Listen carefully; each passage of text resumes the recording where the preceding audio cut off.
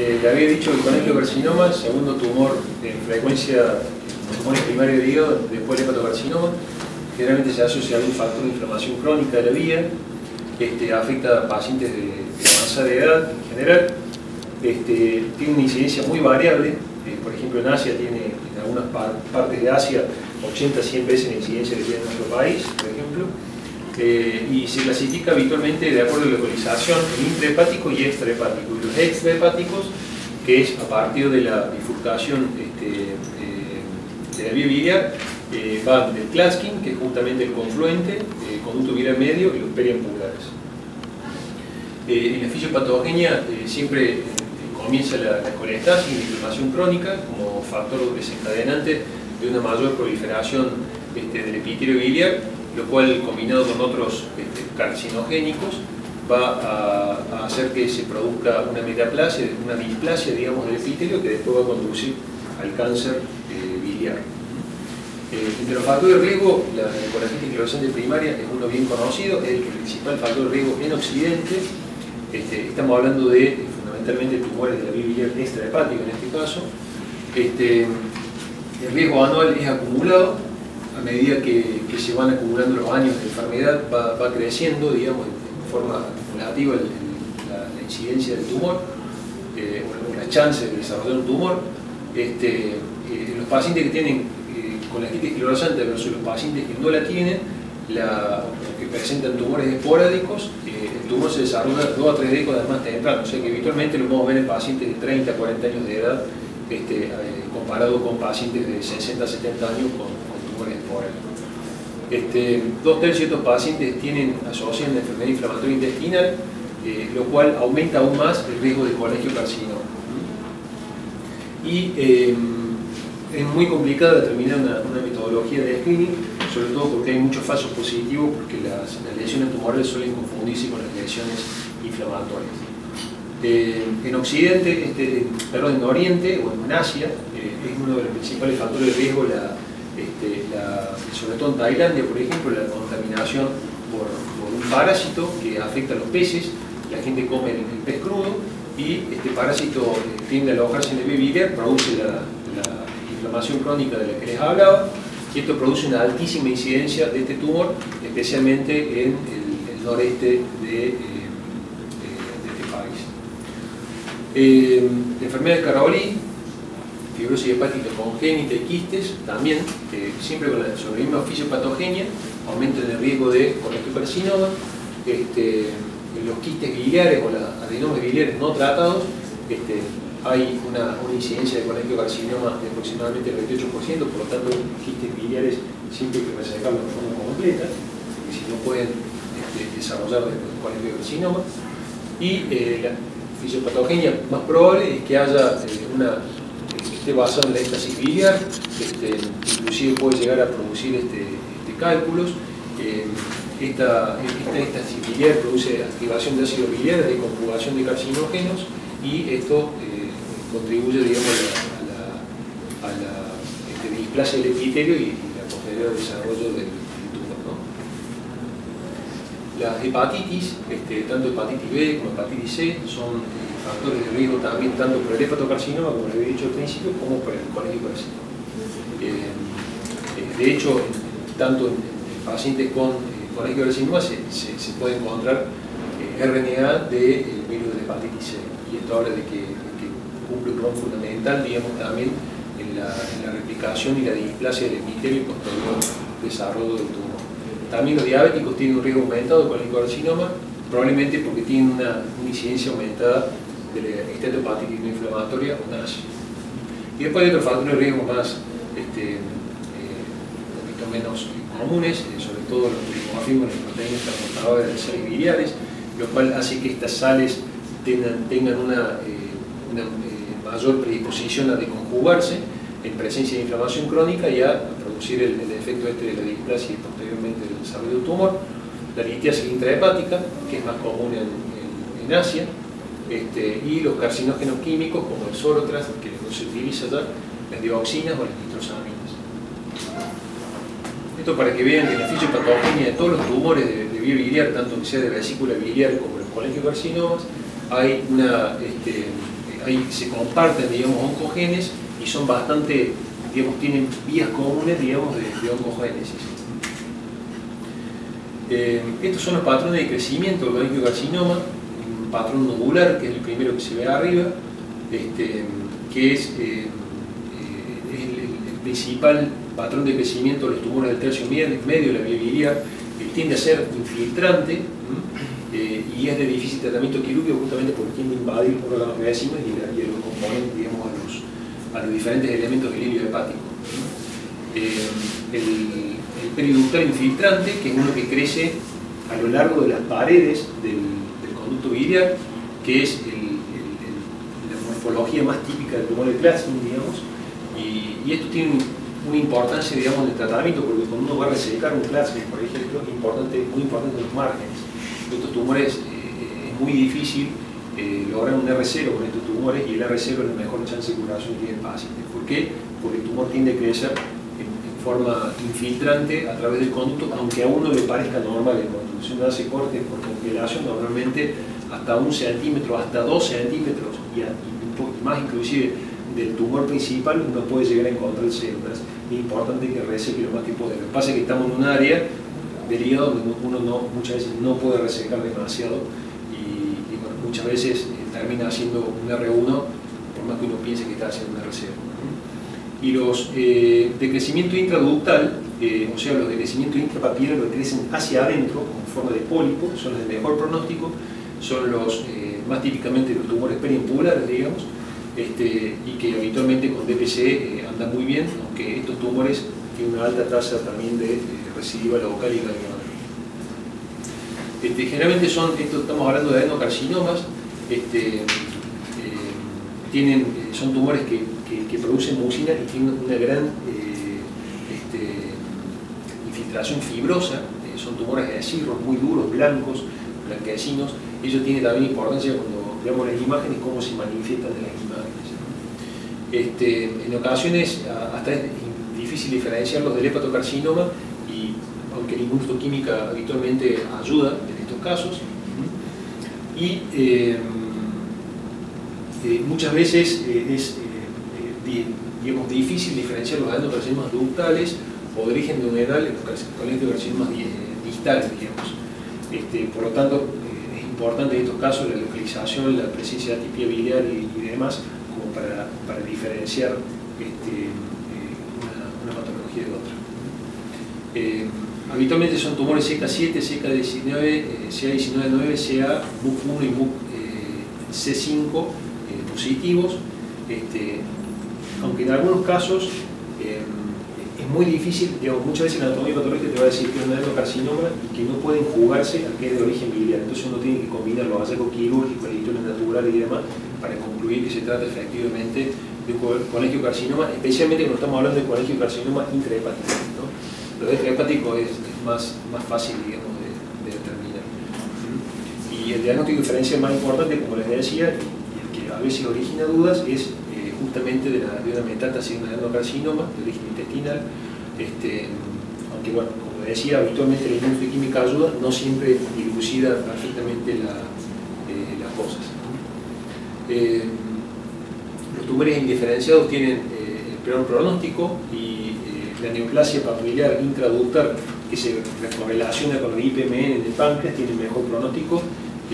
Digamos, oncogénicamente son tumores menos agresivos, los que tienen un crecimiento papilar intraductal comparado a los tumores más de crecimiento nodular o infiltrativo. Respecto al estadio patológico, es importante diferenciar el compromiso de la pared de la vía biliar, especialmente a nivel coledociano, y en algunos casos puede haber dificultad para determinar invasión extrabiliar en tumores de la cabeza del páncreas. El grado histológico del porcentaje de tumor con diferenciación ganglionar también es un factor pronóstico importante a tener en cuenta. La invasión perineural y vascular también parecen ser factores de peor pronóstico, aunque no está bien probado, digamos, a diferencia, por ejemplo, del adenocarcinoma ductal del páncreas, que sí se sabe que la invasión perineural y vascular son factores de mal pronóstico. En el caso de los tumores, los cholangiocarcinomas no está bien determinado.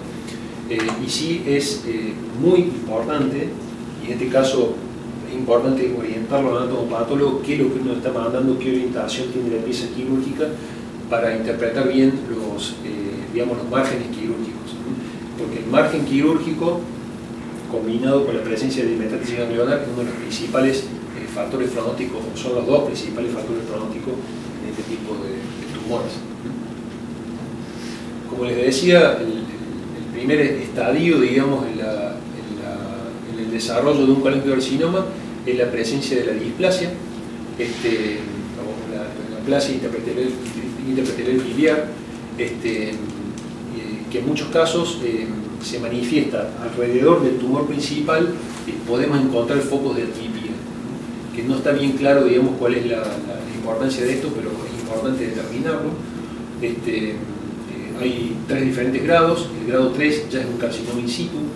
Este fenómeno ha sido estudiado mucho mejor en los cánceres de vesícula biliar, y de hecho de todas las piezas quirúrgicas de vesícula biliar se puede encontrar una displasia hasta un 3,5% de los casos.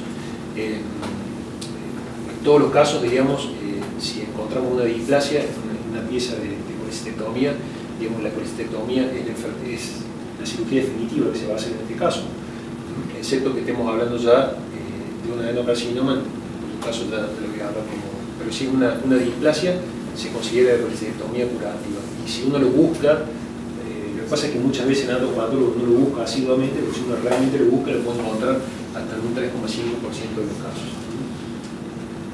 Se puede encontrar hasta en un 50% de los casos de explantes hepáticos por cirrosis alcohólica o virus C, y a veces es muy difícil diferenciar la atipia reactiva a un proceso inflamatorio, especialmente en corte por constelación, ¿no?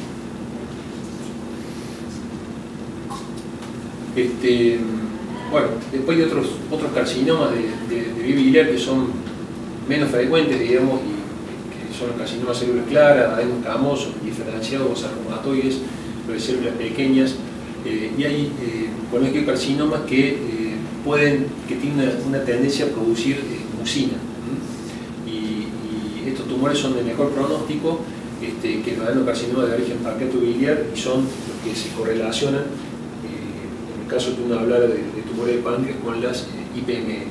Tienen mejor pronóstico, pero son sumamente raros. Hay que hacer diagnóstico diferencial también con neuromas de amputación, que típicamente se dan en el sitio de la sección del conducto cístico, y que pueden llegar a causar obstrucción biliar, que muchas veces llegamos al diagnóstico postoperatorio, de que sacamos el tumor. Los pólipos de colesterol, los tejidos linfoide, también pueden producir falsos positivos o hacernos pensar que hay realmente un colangiocarcinoma, los tejidos de remodelación, cambios quísticos en los senos orbitales que hallo, y las colangitis autoinmunes, que son similares en su fisiopatología y demás a las pancreatitis autoinmunes, que pueden dar grandes tumores que dan la apariencia de un colangiocarcinoma. Todos estos son diagnósticos que muchas veces son postoperatorios. Bueno, pasando específicamente al colangiocarcinoma intrahepático, son adenocarcinomas del hígado primarios, por encima de los conductos hepáticos principales. Son el 10% de todos los tumores hepáticos malignos primarios. Es algo curioso, en el mundo tanto su incidencia como su mortalidad están en pleno aumento. No se conoce muy bien por qué, porque no está esto correlacionado aparentemente con que haya mejores métodos diagnósticos, ni que se diagnostique de forma más precoz. Es realmente un aumento de la incidencia y de mortalidad en el mundo. Son tumores muy agresivos, de acuerdo, digamos, de hecho su mortalidad no ha mejorado demasía en los últimos 30 años, diría yo. Tiene una sobrevida inferior al 5% a los 5 años, aún para pacientes resecados, y bueno, como les decía, no ha habido mayores cambios. 3/4 de los casos, lamentablemente, son, y es lo que a uno le pasa cuando ve pacientes que le refieren, son pacientes que tienen tumores avanzados y que uno no puede hacer absolutamente nada, y lo tiene que mandar directamente, biopsiar y mandarlo al oncólogo, ¿no? Para tratamiento paliativo.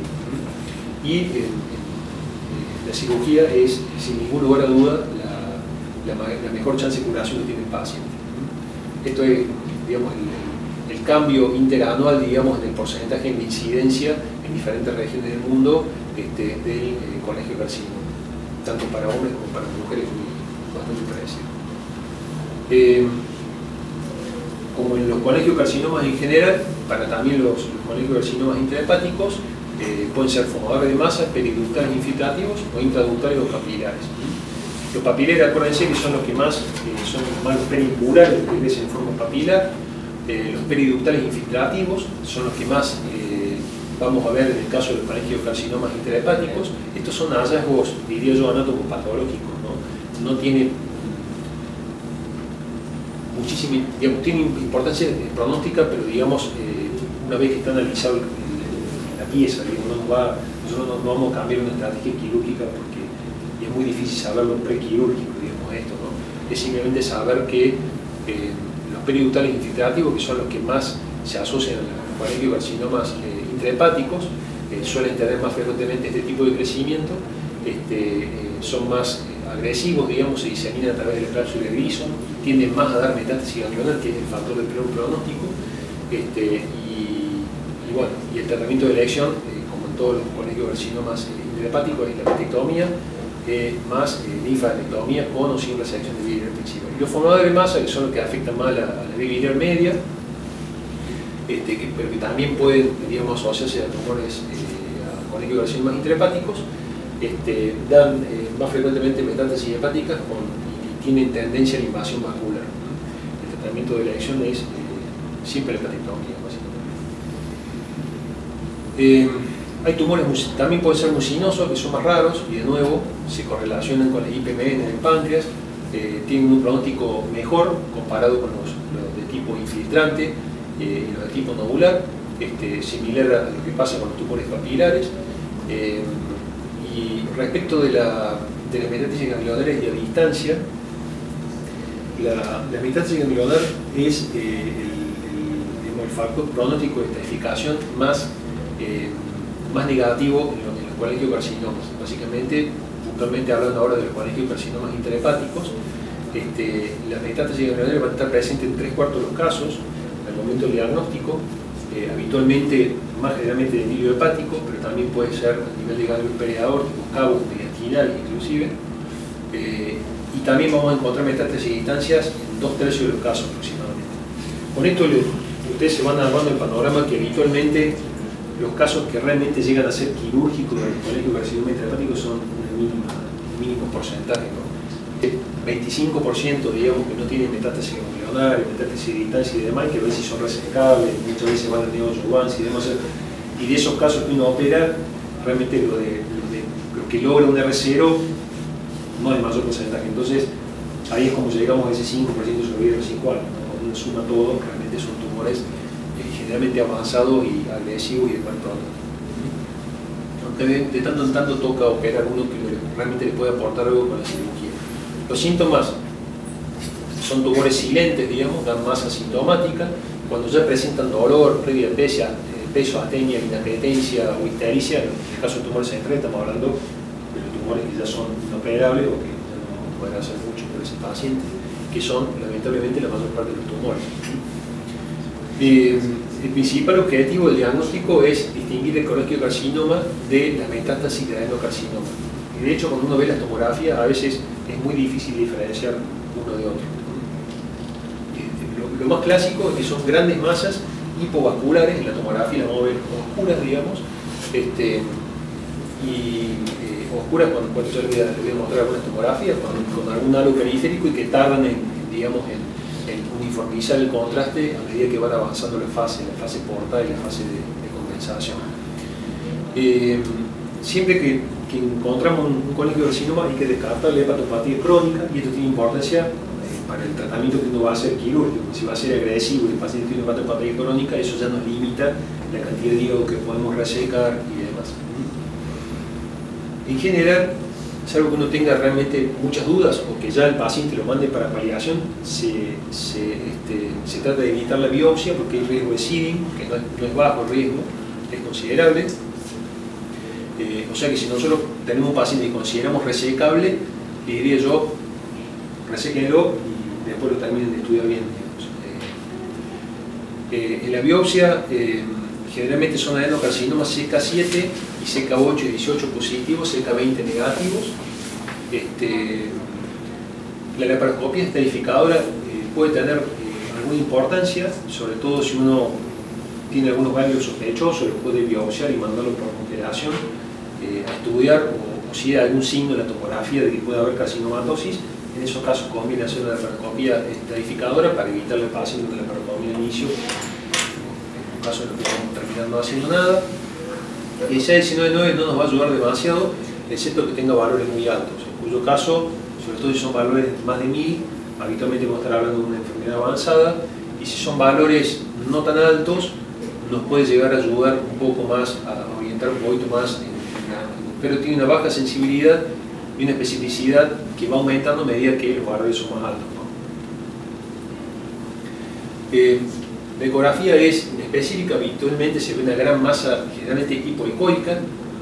En la tomografía se ven lesiones hipodensas. Fíjense, qué lástima que no se ve el puntero, pero bueno, fíjense en el segmento 2-3, van a ver una lesión hipovascular, digamos en general es hipovascular, aunque es un poco heterogénea. De aquel lado, digamos, la primera imagen va a haber una fase bien arterial, se ve la aorta ahí con el tronco celíaco, y a la derecha una fase más portal. Fíjense cómo el tumor se va como homogeneizando, o digamos, el contraste va penetrando a medida que van pasando los segundos, ¿no? Esto habla de que son tumores muy fibrosos, y entonces de ahí viene que demora, digamos, el contraste en penetrar el tumor. Pero esto es bastante típico de los colangiocarcinomas. Inclusive se puede ver como un halo periférico, digamos, sobre todo en la fase arterial, y después en la fase portal como que se va homogeneizando. Eso es bastante típico de un colangiocarcinoma. Bueno, en esta imagen se ve lo mismo, más ya es un tumor multinodular, ¿no? Que ocupa todo el lóbulo derecho, tiene ahí otro nódulo en el segmento 4 y demás. Estamos hablando acá de una enfermedad que ya es multinodular, que es, por más que la podamos resecar, una enfermedad de mal pronóstico ya, ¿no? En la resonancia son lesiones hipointensas en T1 e hiperintensas en T2 que refuerzan el contraste. En la resonancia lo van a ver con el gadolinio exactamente lo mismo que ven con la tomografía. El tumor hipodenso que refuerza el anillo y después se va compensando, digamos, va penetrando, digamos, el contraste del gadolinio a medida que hacemos la fase portal, y si hacemos una fase más tardía de homogeneización, vamos a ver que el tumor prácticamente adquiere la misma digamos, la misma densidad que el resto del hígado. Y el PET, habitualmente son positivos para PET, estos tumores, aunque puede también haber fase positiva. Acuérdense que acá muchas veces se asocia a inflamación crónica, de bilirubinio y demás, que eso puede dar un falso positivo, y si son nódulos pequeños puede dar falsos negativos. También si son tumores más de tipo mucinoso, que tienen un más bajo grado de crecimiento, puede dar también falsos negativos. Yo diría que el PET es más útil, nosotros lo utilizamos fundamentalmente para la detección de adenopatías y metástasis a distancia. Sobre todo si estamos viendo adenopatías importantes y nos queda duda si estas, digamos, son inflamatorias o no. Bueno, ahí puede ayudar el PET para ayudarnos a ver si hay ya una enfermedad avanzada y si de entrada ya sabemos que no vamos a operar al paciente. Los tumores múltiples, con la presencia de invasión vascular y metástasis ganglionares, ya implican un mal pronóstico, como le había dicho, y lo interesante de esto es que el tamaño tumoral, esto ya hay varios trabajos que lo prueban así, no está directamente relacionado al pronóstico. Es que muchas veces uno ve unas masas de 10, 12 centímetros enormes, pero si son masas únicas y uno realmente no ve ganglio, no ve metástasis a distancia y lo ve resecable el tumor, por supuesto si el paciente no tiene patopatía crónica que te limite en la cantidad que puede resecar el hígado, son tumores que son resecables básicamente. O sea que el tamaño no nos tiene que asustar, sí nos tiene que asustar la presencia de nódulos múltiples, como la tomografía que les habíamos mostrado. Eso es de mal pronóstico en general, porque implica ya metástasis intrahepática. La invasión vascular, o sea, vemos ya una rama de la porta que desapareció, que está trombosada, o vemos la porta, la principal comida, o ya la presencia obvia de metástasis ganglionares. Todo eso sí son factores muy mal pronósticos. El tratamiento quirúrgico, como le había dicho, es la única chance de curación. Lamentablemente, hay un pequeño porcentaje de los pacientes que vamos a ver, vamos a llegar a resecarlos. Tiene que ser un R0 con 1 centímetro de margen al menos. la sobrevida, en la ausencia de metástasis ganglionar, la sobrevida de los 5 años es del 42%. Con metástasis ganglionar, aunque hagamos un R0, la sobrevida de los 5 años ronda el 10%. O sea, la metástasis ganglionar en este caso es fundamental. Y los pacientes que hacemos R1, la sobrevida es también mala. O sea que si lo vamos a operar, tiene que ser con buenos márgenes. Por eso tenemos que estudiar bien la tomografía previa, ver prequirúrgica, ver cómo está en relación a los grandes vasos y demás, para ver que la resección que podamos hacer sea amplia. Si no lo vamos a poder hacer amplia la resección, bueno, mandemos al paciente en una adyuvancia, veamos si se achica un poco y después lo operamos, o directamente no lo operemos. La embolización portal preoperatoria sirve para cuando pensamos que el remanente hepático va a ser menos del 20%, y las contraindicaciones fundamentales para la resección es obviamente la metástasis en distancia, tumores hepáticos múltiples es una contraindicación. Si tenemos 20 tumores hepáticos múltiples es una cosa, si tenemos un tumor y una o dos lesiones satelitales, digamos, que están cerquita del principal, que podemos resecar todo el tumor, por ahí vale la pena intentarlo, digamos, y después veremos cómo le va al paciente. Pero cuando hay tumores múltiples, digamos, más de 3, digamos, y sobre todo, ni hablar si son bilaterales, obviamente que es una contraindicación clara, ¿no? Los tumores solitarios avanzados localmente, por compromiso digamos, del inflow o del outflow del vascular hepático, bilateralmente, o en general la infiltración de órganos vecinos per se, digamos, no es una contraindicación para resecar, excepto que tenga que resecarla, hacer una resección combinada, una DPC más una hepatectomía mayor, o tenga que resecar, no sé, estómago combinado con colon, intestino delgado y demás, que uno anticipe que va a ser, digamos, de mucha morbilidad la cirugía para el paciente, bueno. Pero en general, per se, digamos, la infiltración de órganos vecinos no es una contraindicación, digamos, si uno ve que la resección va a ser más o menos limitada. Obviamente que sí afecta el pronóstico de la infiltración de órganos vecinos, y salvo que ese paciente va a tener un peor pronóstico. Si tenemos paciente tenemos un paciente para operar y creemos que lo va a soportar, y un paciente que vale la pena intentarlo porque es un paciente joven y demás, bueno, podemos hacerlo, no es prohibitivo hacerlo. Trasplante hepático se reserva para, es raro realmente la indicación, y en general rara vez vamos a llegar al paciente justo que tiene indicación de trasplante hepático, porque el paciente que tiene un tumor de 2 centímetros, el paciente que se va a beneficiar del trasplante, el paciente que tiene un tumor de 2 centímetros o menos, sin metástasis ganglionar, pero que a la vez es irresecable. Es muy difícil que vayamos a ver un tumor de 2 centímetros justo que vaya a ser irresecable porque esté, no sé, entre confluente, digamos, entre la vena media y la derecha del hígado, o que esté cerca de alguna estructura vascular del hígado y demás. Pero en teoría son pacientes que hay varios trabajos que así lo prueban, que son que tienen igual sobrevida que un hepatocarcinoma, digamos, estadio 2 o estadio 1. Las sobrevidas de la enfermedad en general, en el caso del trasplante, no sobrepasan el 27% de los 5 años, pero cuando uno limita a los pacientes que les digo, que son 2 centímetros o menos, localizados, sin metástasis y demás, la sobrevida es equiparable a la de un hepatocarcinoma en estadio 1 o 2, o sea, 70% de 5 años. Los tumores periliares o tumores de Klatskin son el tumor de la confluencia de los conductos, generalmente están avanzados al momento del diagnóstico y también son muy difíciles de tratar quirúrgicamente. Tiene algunas características mezcladas con los colectiocarcinomas interhepáticos y extrahepáticos.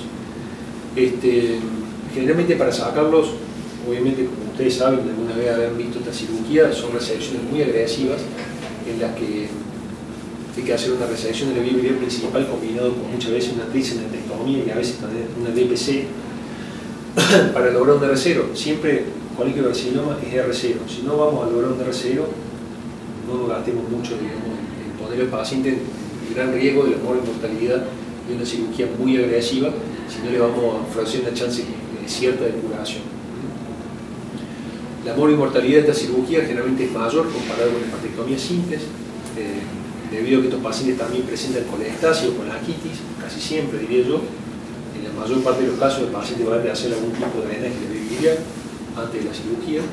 Y bueno, obviamente que la resección es extensa porque muchas veces, como les decía, hay que hacer digamos, una resección, una hemipatectomía izquierda con resección de la vía biliar o una tricementectomía, bueno, hay que valorar bien el remanente hepático, ¿no? Sobre todo si el paciente está muy colestásico, ¿no? Porque un paciente que está muy colestásico, por más que le dejemos el 40 o 50% del hígado, el paciente que tiene chance de hacer una insuficiencia hepática post-resección, ¿no? Entonces esas cosas hay que valorarlas muy bien. Esta es la especificación de Corlet.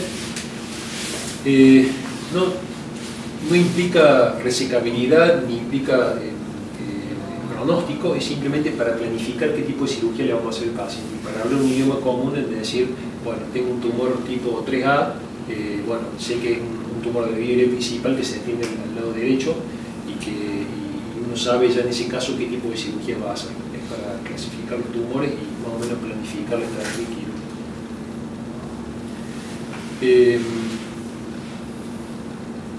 Como les decía, muchas veces en estos casos hace falta drenar la vía biliar y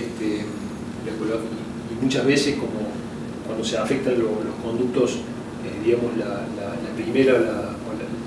divisiones de primero o segundo grado, muchas veces hay que colocar múltiples drenajes, puede ser uno del lado izquierdo, uno del lado derecho, hasta drenar varias partes de la vía biliar. Lo importante a saber es que con que tengamos el 25-30% del hígado drenado, ya la colestasis se nos va a desaparecer. Así que en general, si tenemos que colocar, diría yo, más de 2 drenajes, lo importante es drenar el lado que vamos a dejar, digamos, de hígado. Pensar que si estamos drenando un 25% más de la masa hepática, ese paciente se va a despintar y esa parte del hígado se va a regenerar mucho mejor que un hígado colestásico. Entonces, lo aconsejable es eso. El drenaje nasobiliar endoscópico es preferible, pero bueno, no siempre es técnicamente posible. A saber, los estén colocados generalmente lo mejor es hacer un drenaje transparente hepático. Los estén por vía ascendente, digamos por ISP, tienen un mayor riesgo de sepsis o de colangitis.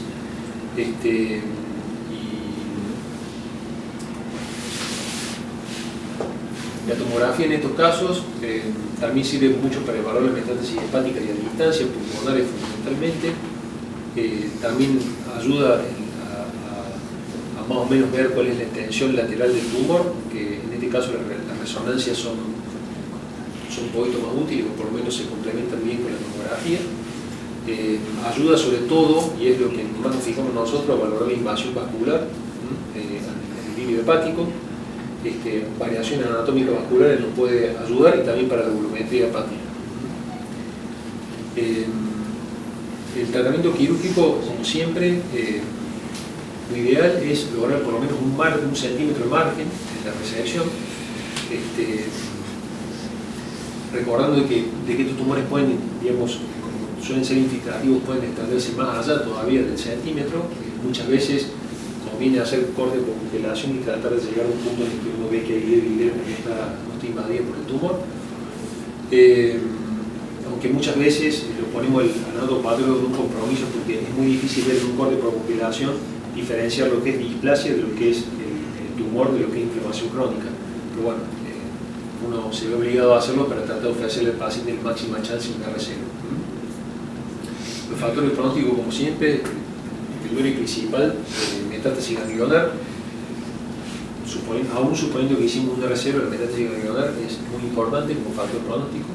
La invasión vascular también es importante, y por supuesto los márgenes quirúrgicos comprometidos, ni hablar.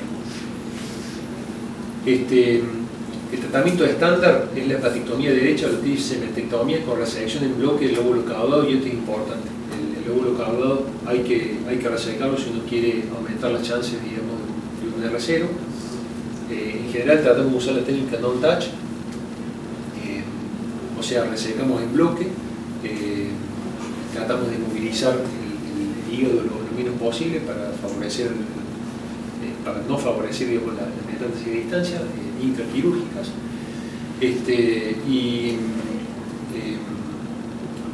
Como les decía, en el caso de las resecciones es importante, generalmente mandamos por hipocoagulación del borde, digamos, del borde libre del tumor, y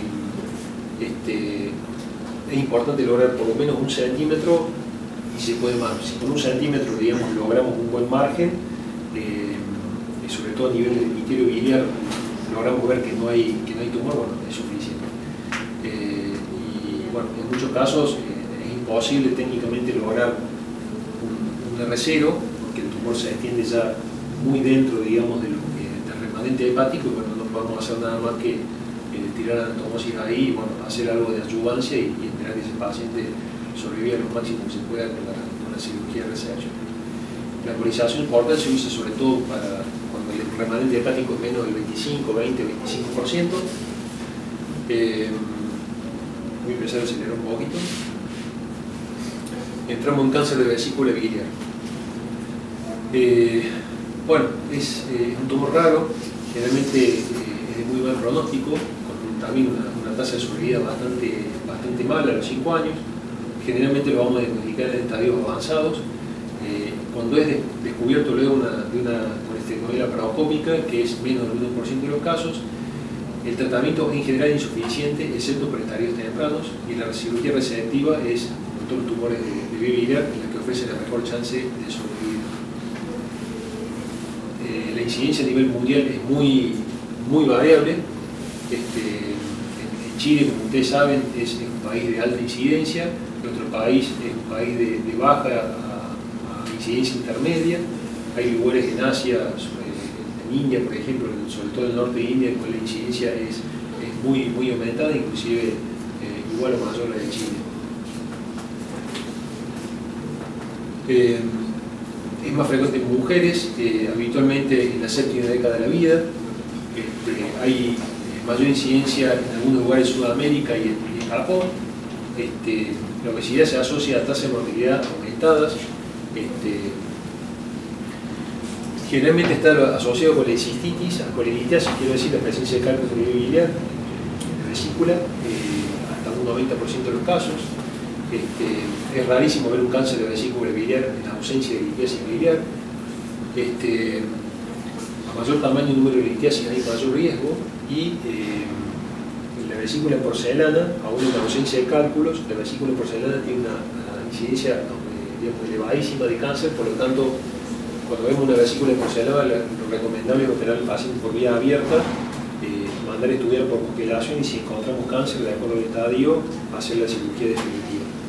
Por lo tanto, una vesícula porcelana nos debería llevar, si nosotros no hacemos cirugía hepática, derivar al paciente a un centro de cirugía hepática y hacer una cirugía ya pensando en que el paciente tiene una chance bastante importante de tener un cáncer de vesícula, ¿no? La vesícula es un órgano parcialmente intraperitoneal que asienta sobre los segmentos 4B y 5, no hay peritoneo en esta cara, y los cánceres, como probablemente la muscular, que son la gran mayoría de los cánceres, para estos cánceres, digamos, para este estadio, o sea, estadios T2 para arriba, T2 inclusive para arriba, la colestectomía es inadecuada como único procedimiento. Para los tumores del cuerpo y el fondo, o sea, los tumores que están lejos del vilio hepático, una segmentectomía 4-5, 4B5, digamos, es adecuada, combinada con un sampling, digamos, aunque sea de los ganglios del vilio hepático, a saber, digamos, los tumores cíticos del paciente tienen la comprometer estructuras ciliares hepáticas habitualmente, y generalmente los que están más cerca del cuello de la vesícula hay que asociar la resección de vía biliar, hacer una resección biliar, una resección ganglionar un poquito más extensa, etc. Eventualmente del otro.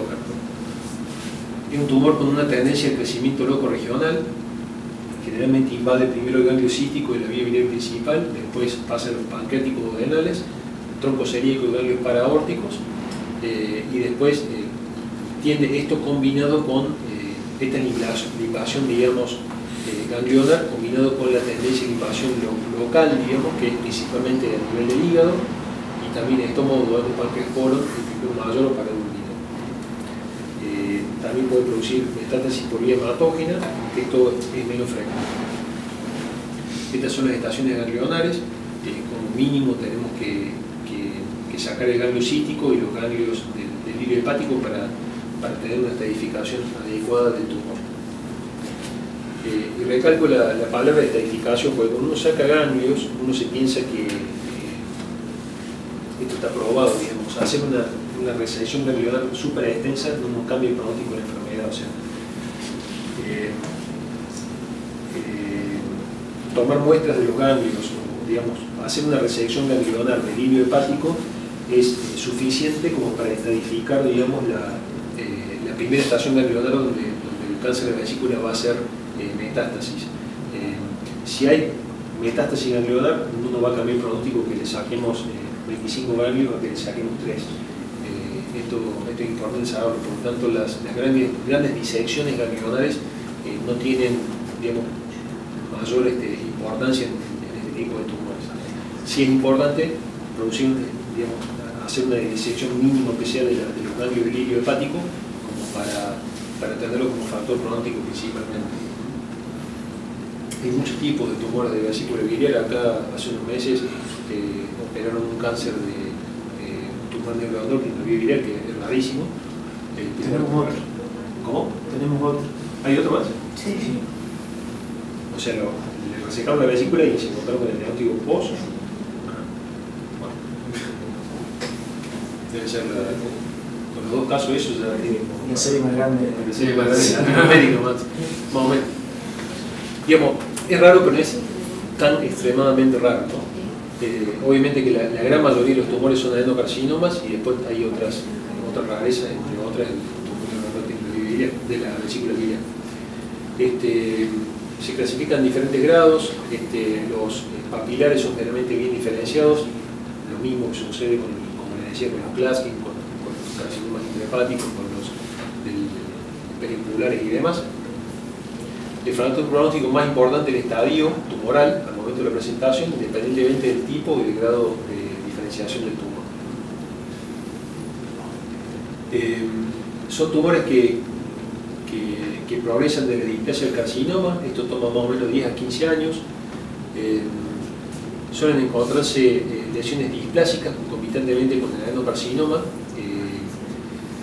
Y hay, a saber, digamos, el 1% de las esterectomías tienen pólipos, casi todos son de colesterol, 10 a 20% son adenomatosos y solamente un 5% son malignos. Habitualmente los pólipos de 10 milímetros o más son los que mayor incidencia de malignidad pueden tener, aunque generalmente los cánceres de vesícula no ascienden sobre pólipos, ¿no? Esto es en el caso que encontremos un pólipo. Habitualmente si el pólipo mide 10 milímetros o más, es que comienza a tener una incidencia un poco más aumentada de cáncer de vesícula y que deberíamos hacer la colestectomía, a discutir si le daríamos por vía laparoscópica o por vía abierta, es otro tema. Pero pólipos menores que ese tamaño realmente la incidencia es casi despreciable. La combinación de pólipos mayor de 10 milímetros con la edad mayor de 50 años es lo que nos da el mayor riesgo, digamos, de cáncer de vesícula. Aunque saber que los cánceres de vesícula habitualmente ascienden sobre vesículas sin pólipos. La mayor parte de los casos están entre el cuerpo y el fundus, especialmente el fundus, y uno de cada 10 casos está solamente a nivel de vaciamiento. Los tumores pueden ser infiltrativos, nodulares, papilares, nodulares infiltrativos o papilares infiltrativos. Los infiltrativos son los más comunes y son los más agresivos, y se pueden extender hasta el hilio hepático y simular un colangiocarcinoma. Inclusive nos ha pasado más de una vez operar un paciente que pensamos que teníamos un colangiocarcinoma en la vía biliar media y terminó siendo un cáncer de vesícula. La importancia de ese caso, si nos encontramos con eso, es que habitualmente lo vamos a ver en la anatomía patológica en el postoperatorio, y en teoría lo que deberíamos hacer es recuperar al paciente y hacer una resección, digamos, de segmento 4B5 y supuestamente en la primera cirugía ya le hicimos la linfadenectomía, pero por lo menos completar la resección con la resección del segmento 4B5. Generalmente la presentación clínica es con digamos, el examen del explante. el caso del hallazgo intraoperatorio, si nos vemos una vesícula dura, sobre todo una dureza pétrea, digamos, sobre todo en el cuerpo con el fundus, uno debiera mandar la vesícula a estudiar por congelación y eventualmente si nos dicen que es un adenocarcinoma, si estamos habituados a hacer esta cirugía, podemos hacer una resección 4B5 y la linfadenectomía, y si no, bueno, cerramos el paciente y lo mandamos a algún lugar donde se le pueda completar el tratamiento. Hace poco me llegó una paciente que le habían diagnosticado un cáncer de vesícula postoperatorio, era un PT3, y no sé por qué le indicaron quimioterapia. O sea, cuando me vino a ver a mí ya era una recidiva del tumor principal, se veía resecable, estaba marina, señora con pasión de quimio y demás. Desconozco por qué le hicieron ese tratamiento, lo que realmente es una cosa aberrante, pero bueno, se lo digo por la duda. Si ustedes no están habituados a hacer esto, deben echarse el paciente y mandarlo a un centro donde se pueda hacer una cirugía más definitiva si se encuentran con un cáncer de vesícula en una anatomía patológica después de la resectomía. Habitualmente cuando el paciente tiene pérdida de peso, anorexia, ictericia y demás, bueno, más ni que a veces que una masa palpable no hay mucho para hacer por el paciente. El CA19-9 tiene una baja sensibilidad y especificidad, pero puede ser útil para el seguimiento. No le damos habitualmente mucha importancia al CA19-9, excepto que sea súper alto. Pero si está la vía biliar obstruida, tampoco tiene mucho valor. En la ecografía, habitualmente, en casos avanzados, vamos a ver una masa heterogénea que ocupa la vesícula. Si el ecografista es avesado, la ecografía te digo que tiene una sensibilidad importante para el cáncer de vesícula. A mí muchos casos de cáncer de vesícula me han llegado por diagnóstico ecográfico. Después le hemos pedido la ecografía y demás, pero un buen ecografista puede hacer un buen diagnóstico en más de la mitad de los casos, digamos. Se puede ver en algunos casos un engrosamiento difuso de la pared vesicular y en algunos casos una masa polipoidea, ¿no? El ataque y la resonancia tienen una sensibilidad de por lo menos del 80%. Podemos combinar el ataque con la resonancia, nos pueden dar información, digamos, complementaria, pero habitualmente no agregan demasiado. A veces son tumores difíciles de diferenciar de tumores de Klatskin. Muchas veces hemos operado tumores de Klatskin que terminaron siendo cáncer de vesícula también. Estamos hablando ya de casos avanzados, no de tumores grandes.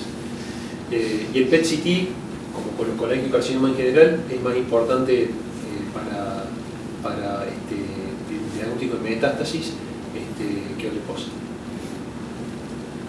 Bueno, los diferentes digamos, ventajas y desventajas y los patrones de hallazgo que nos puede dar un estudio y otro. La ecografía, como ustedes saben, es barata, rápida, digamos. Se puede ser un poquito más como contra, que nos puede dificultar un poquito más la evaluación de los ganglios y de la vía biliar principal. Por supuesto que es operador dependiente. La tomografía tiene una sensibilidad importante, que ronda más o menos el 80%. Nos puede evaluar la presencia de ganglios y metástasis hepática y de distancia, que nos da información anatómica vascular, sobre todo, que es muy importante para planificar una cirugía, ¿no? La principal contra, digamos, es que es difícil diferenciar inflamación de malignidad. La resonancia es bastante parecida a la tomografía en cuanto a sensibilidad y especificidad, con la ventaja de que no irradia. La desventaja es que es difícil, digamos, si vienen muchos resonadores buenos, es difícil como un estudio, diría yo que es un poquito más operador dependiente, es difícil que el estudio esté bien hecho, ¿no? Es más difícil que el estudio esté bien hecho. O sea que si vamos a mandar un paciente que sea una resonancia, hay que mandar un centro que tenga experiencia y que sepa realmente hacer el estudio. Y en Córdoba diría que hay 3 centros o 4, mucho, que pueden hacer una buena resonancia. Un poquito más baja la sensibilidad para evaluar carcinomatosis, eso en comparación con la tomografía, y el PET scan más que nada para valorar valoración de lesiones sospechosas y sobre todo para la valoración de metástasis a distancia es lo que nos puede ayudar más. Por supuesto es un estudio caro que no todas las obras sociales lo autorizan, pero sobre todo cuando tenemos dudas de metástasis es bastante útil. Bueno, esto es un cáncer de vesícula en el que vemos una lesión bien hipodensa, cáncer del fondo, imágenes no puedo mostrarles por ahí en el fondo, no sé si lo ven, ahí pegado a la superficie interior del hígado, se ve una masa heterogénea, te diría, el resto es vesícula biliar dilatada. El cáncer está un poco infiltrada la vía biliar principal en este caso.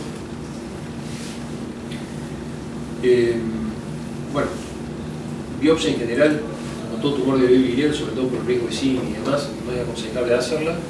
Uno tiene que tener un alto índice de sospecha y eventualmente, si el tumor es resecable, ir y resecarlo y después mirar al anatomopatólogo de qué se trata.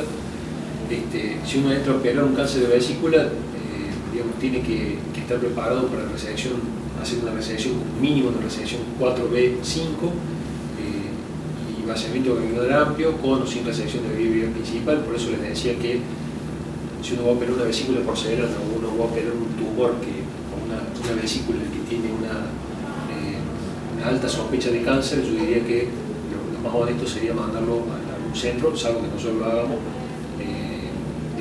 salvo que la persona que lo vaya a operar sepa hacerlo, mandar a un centro donde se pueda hacer una resección definitiva para que no tenga que entrar el paciente 2 veces.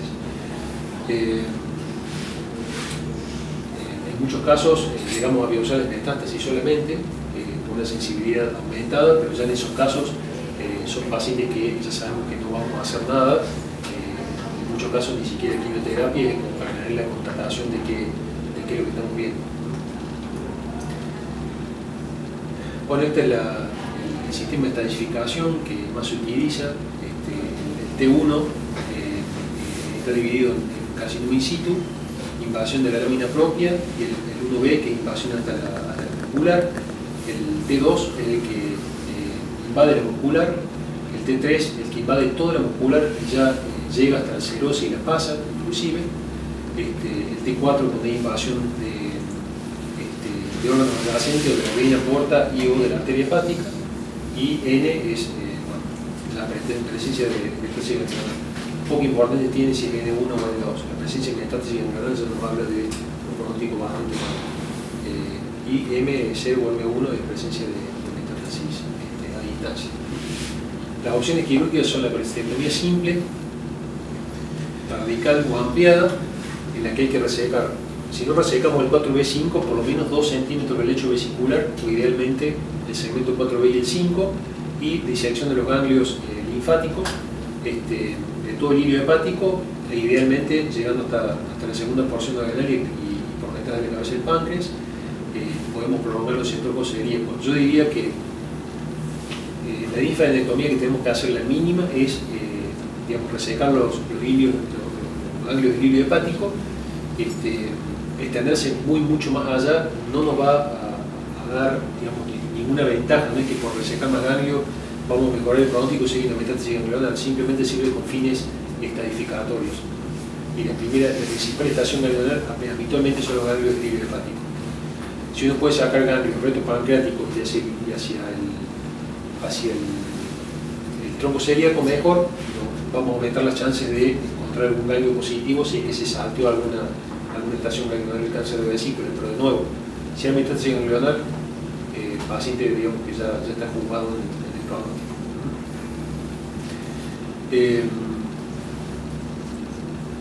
La laparoscopía exploradora, digamos, toda cirugía resectiva la deberíamos empezar con una laparoscopía exploradora. De no encontrarse carcinomatosis, que es lo principal que queremos descartar con la laparoscopía exploradora, se deberían explorar primero los ganglios celíacos y retroadenales. Si hay algún ganglio sospechoso, mandarlo a congelación, y si todo eso es negativo, ahí sí hacer la resección definitiva. O sea, deberíamos empezar de atrás para adelante, ¿no? Porque, les vuelvo a decir, la presencia de carcinomatosis y o de metástasis ganglionar es de pésimo pronóstico. El hecho de resecar los los sitios, supongamos que hicimos la colecistectomía videolaparoscópica y resecamos los sitios de ingreso a la cavidad abdominal, del peritoneo del ingreso a la cavidad abdominal, y nos da positivo, por más que lo saquemos a todos, no nos va a modificar el pronóstico. Ya la presencia de carcinomatosis en ningún lugar nos habla de pésimo pronóstico. O sea que es solamente con el fin estadificatorio. Eso es importante saberlo. Por lo tanto, de ahí a esta, vendría a ser a este encare, digamos, reverso que les digo, uno de lo que debería hacer, salvo que el peritoneo parezca perfectamente normal, lo que debería hacer es, apenas entró la cavidad, resecar los sitios, digamos, de inserción del trocar, estudiar si eso es negativo, hacer un sampling de los ganglios del líquido hepático, si eso es negativo, ahí hacemos la cirugía definitiva de la resección hepática. Muchas veces uno no lo hace, uno hace todo a la vez, digamos, pero bueno, para evitarle al paciente una resección hepática al vicio, sería ideal hacer eso. Y es importante saber, la resección de la vía principal habitualmente no nos mejora la disección ganglionar y habitualmente no es necesaria, excepto que sea un tumor justo del bacinete en el que uno ve o sospecha una invasión de la vía principal, si no, no es necesario. Bueno, esta es la resección que les hablaba del 4B y el 5.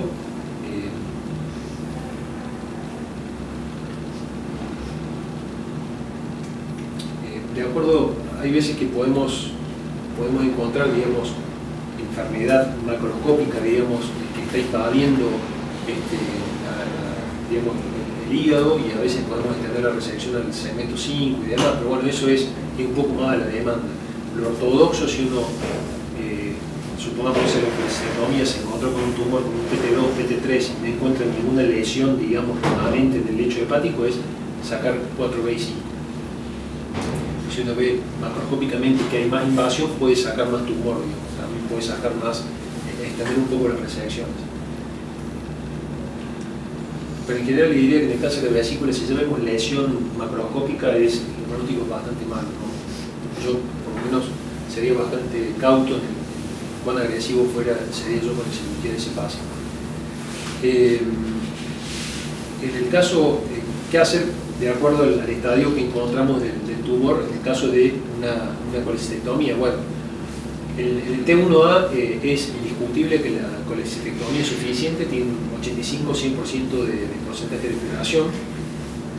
En el caso del T1B, de cuerpo fundus, podemos hacer una colecistectomía, mastectomía 4B5 más disección ganglionar. Esto nos da también un alto porcentaje de curación. En el T1B del paciente cístico podemos sumar a esto que le dije en el punto anterior, la resección de la vía biliar principal. Y en el caso del T2 y T3, en ausencia de metástasis ganglionar, y esto, por eso les digo, en el caso de un T2, T3, por ahí podemos apenas entrar a la cavidad, y sobre todo si vemos algún ganglio sospechoso, mandarlo a estudiar primero, pero en ausencia de metástasis ganglionar es colecistectomía más mastectomía del 4B5 más disección ganglionar. Y si hay invasión vascular del líquido hepático, podemos llegar a extender a una hepatectomía derecha. Esto es en un paciente en buena condición y sin metástasis. Pero le diría que en general el pronóstico en estos casos no es nada bueno. Podemos resecar órganos invadidos si es necesario, siempre y cuando esté descartada la metástasis a distancia o la carcinomatosis, o metástasis a distancia ganglionar o carcinomatosis, obviamente. Aunque para algunos tumores T3 y especialmente los T4, por más que haya un R0, el pronóstico es igualmente malo. O sea que yo les vuelvo a decir, un tumor que es macroscópicamente visible, digamos, y que uno ya tiene que hacer una extensión, una resección bastante extensa, especialmente si tiene que resecar órganos adyacentes, yo ahí ya me plantearía, digamos, la necesidad de hacerlo, excepto que uno tenga un paciente que está en muy buen estado, que sea joven, que uno vea que va a tolerar el grupo quirúrgico. La idea es tratar de no matarlo al paciente en una semana, si no va a vivir más de 3, 4 o 6 meses, ¿no? Bueno, en estos casos la sobrevida está determinada por el estadio tumoral y no por la extensión de la resección, ¿no? Obviamente. La presentación clínica, como todos los tumores, cuando ya dan síntomas, generalmente son intolerables. En el hallazgo del postquirúrgico está indicada una reprograbación y una resección radical que se llama la resección 4B5 más la linfadenectomía para tumores estadio T2 para arriba. Algunos también consideran para los T1B, los incluyen en este tipo de resecciones extensas. Y la colecistectomía laparoscópica tiene igual consideración que para la colecistectomía clásica, digamos. Se recomienda siempre resecar el sitio de inserción del trocar, por donde se extrajo la vesícula, inclusive la resección, los sitios de inserción de trocas, de todos los trocas, porque no solamente que el tumor se implanta por contacto directo, sino que se implanta por diseminación peritoneal y tiende a implantarse en los sitios digamos, donde el peritoneo fue cortado. Bueno, en un tumor en el que sospechamos, digamos, en un paciente que sospechamos el tumor en forma preoperatoria, deberíamos hacer una colecistectomía clásica, supóngase una vesícula de porcelana o lo que fuera, un tumor en el fondo, una lesión, digamos, tumoral del fondo de la vesícula, lo que sea. Deberíamos encargar al paciente con la colecistectomía clásica. Si hay adenocarcinoma y es T1B o T2, hay que completar la resección, como les había dicho, sobre todo si es T2 para arriba, con la disección ganglionar y siempre recordando los sitios de la resección de los sitios de entrada del trocar. De nuevo, los sitios de la resección de la entrada del trocar hay que hacerlo, pero es con fines estadificatorios. Si es positiva, por más que lo resequemos todo el peritoneo, no le vamos a cambiar el pronóstico del paciente. La gran mayoría de los casos son de los que son descubiertos preoperatoriamente, son inoperables al momento del diagnóstico, y de los resecables 5% sobreviven a los 5 años. Esto es los pacientes con diagnóstico preoperatorio, ¿no? Bueno, esto para que vean digamos, lo que es la diferencia en la sobrevida de los T1, T2 versus los tumores T3, T4. Estamos hablando de una sobrevida a 10 años prácticamente del 0% en el caso de los T3, T4 y de un 50% en el caso de los tumores T1, T2 con la resección oncológica ampliada. La adyuvancia habitualmente se indica habitualmente después de una cirugía de resección del cáncer de vesícula se indica alguna adyuvancia. Lo más utilizado es quimioterapia con gentamicina y cisplatino. En algunos casos se puede complementar con radioterapia, aunque no está muy probado si se mejora o no mejora la sobrevida. Bueno, la paliación es drenaje de vía biliar habitualmente, paliación del dolor. Y finalmente, creo que ya terminan la última diapositiva, la penúltima. Los pólipos vesiculares generalmente son diagnosticados con ecografía. Acuérdense que la gran mayoría son pólipos de colesterol, los malignos son menos del 10%, y los factores de riesgo para malignidad, tamaño mayor a 1 centímetro, edad mayor a 50 años y presencia de listesia vesicular. En estos casos, si uno ya sospecha de que puede llegar a haber malignidad, puede operar al paciente por vía laparoscópica o no, pero lo importante es mandar estudios a la cirugía y de acuerdo al estadio que se encuentra, ver si hace falta convertir la cirugía y hacer una resección más extensa hepática y vaciamiento ganglionar, etc.